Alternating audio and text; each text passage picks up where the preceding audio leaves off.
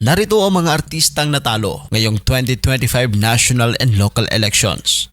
Luis Manzano. Tumakbo si Luis bilang Vice Governor sa Batangas kung saan katandem niya ang kanyang ina na nanalo bilang gobernador na si Vilma Santos Recto. Higit 40,000 ang agwat ng boto ni Luis kay Dodo Mandanas ng PDP Laban. Si Luis ay may botong nakuha na 60,000 votes. Dan Fernandez. Nabigo rin ang aktor at incumbent congressman na si Dan Fernandez sa kanyang pagtakbo bilang governor ng Laguna. Mas nanaig ang kanyang katunggali sa pwesto ang dating ABS-CBN reporter na si Sol Aragones. Willie Revillame. Tumakbo si Kuya Will bilang independent candidate ngayong halalan. Ng tanging advokasya ay ang makatulong sa mga mahihirap nating kababayan. Ayon sa datos ng COMELEC, siya ay nasa ika-22 pwesto na mayroong botong nakuha na mahigit 8 milyon. Enzo Pineda. Si Enzo ay tumakbo bilang konsehal ng 5th District ng Quezon City. Ang Quezon City ay mayroong 6 na distrito kung saan 6 lamang ang kinakailangang manalo sa bawat distrito nito. Ngunit si Enzo ay nasa pang-7 pwesto. Siya ay nakakuha ng 101k votes. Alger Abrenica. Tumakbong konsehal si Alger Abrenica sa Angeles City sa Pampanga. Ngunit nabigo ito. Siya ay nakakuha ng higit 47,000 votes.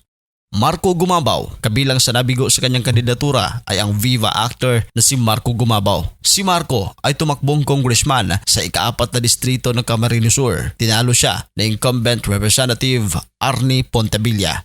EJ Falcon. Buong puso ring tinanggap ng aktor at Oriental Mindoro Vice Governor na si EJ Falcon ang pagkatalo bilang kongresista sa pangalawang distrito ng kanilang lalawigan. Dinaig si EJ ng kanyang nakalaban na si Alfonso Umali. Sa pamamagitan ng Facebook, inihayag ni EJ na bagamat nabigo siya ay mananatili ang kanyang pagmamahal sa Oriental Mindoro. Binati rin ni EJ ang kanyang katunggali na si Alfonso Umali. Hindi rin nakaligtaang pasalamatan ng aktor, ang kanyang pamilya, mga kaibigan, at lahat ng sumusuporta sa kanyang kandidatura.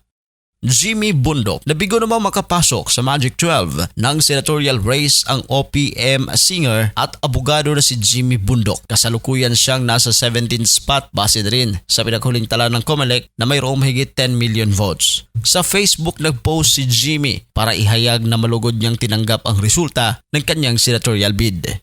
Bong Revilla. Si Bong Revilla ay tumakbong senador sa ilalim ng Lakas CMD. Ang kanyang plataporma ay tugunan ang pagtaas ng presyo ng bilihin, sumuporta sa mga magsasaka at mangingisda, kabilang na ang modernisasyon ng Philippine Building Code. Muntika na makapasok si Bong sa Magic 12 ngunit hindi siya nakasama dahil siya ay nasa ika-14 na pwesto na nakakuha ng mahigit 11 million votes. Philip Salvador. Ang veteranong aktor na si Philip Salvador ay tumakbo sa ilalim ng PDP Laban bilang senador. Ang kanyang pangunahing advokasya ay nakatuon sa kapayapaan at kaayusan, kabilang na ang modernisasyon ng kapulisan at kasundaluhan upang mapanatili ang seguridad ng publiko. Lino Cayetano. Bagamat natalo, pinasalamatan pa rin ng aktor at producer na si Lino Cayetano ang kanyang mga kababayan sa Taguig Pateros. Tumakbo si Lino bilang kongresista sa unang distrito ng kanilang lungsod. Ayon kay Lino, kahit natalo ay hindi niya pinagsisihang sumubok muling pagsilbihan ang kanyang mga kababayan. Ginawa raw niya ang lahat ng makakaya para ihatid sa kanyang mga kababayan ang buong pusong malasakit at pagmamahal sa mga ito. Shamsay Supsup.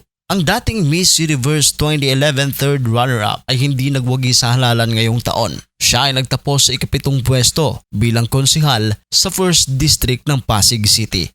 Anjo Iliana. Tumakbo din si Anjo Iliana ngunit natalo ngayong eleksyon. Vice Mayor ang posisyon na napili ng aktor sa Calamba, Laguna, ngunit tinambakan ito ni Tuti Lazaro kung saan pumalo sa 228,000 ang boto ni Lazaro samantala si Anjo ay nasa 18,000 lamang.